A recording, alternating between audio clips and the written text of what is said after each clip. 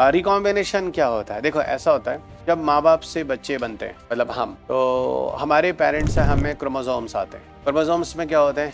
DNA. उनके बीच में लेन then होता है, डीएनए के अंदर होते हैं जीन्स। जब पेरेंट्स से जो स्पर्म होते हैं उसके अंदर क्रोमोसोम्स आते हैं, तो फादर की तरफ से 23 क्रोमोसोम स्पर्म में आते हैं, क्योंकि हमें 23 पेयर होते हैं। तो आप ह्यूमन हो, जानती हो, मदर में 23 पेयर क्रोमोसोम होते हैं, ठीक है। लेकिन जब स्पर्म में आते हैं फादर की साइड से, 23 पेयर में से सिर्फ आधे आते हैं 23, और मदर की तरफ से ओवरी में 23 पेयर में से आधे आते हैं 23 एक के अंदर।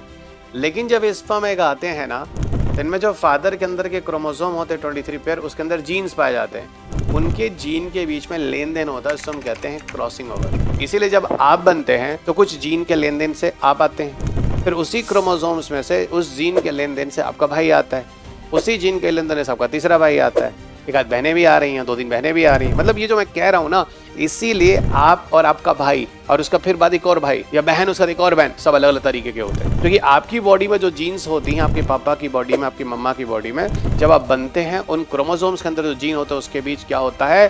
Crossing over. क्रॉसिंग ओवर का मतलब होता है एक्सचेंज ऑफ जेनेटिक कैरेक्टर। इसीलिए एक पेरेंट से 50 बच्चे भी हों तो 50 तरह के होते हैं।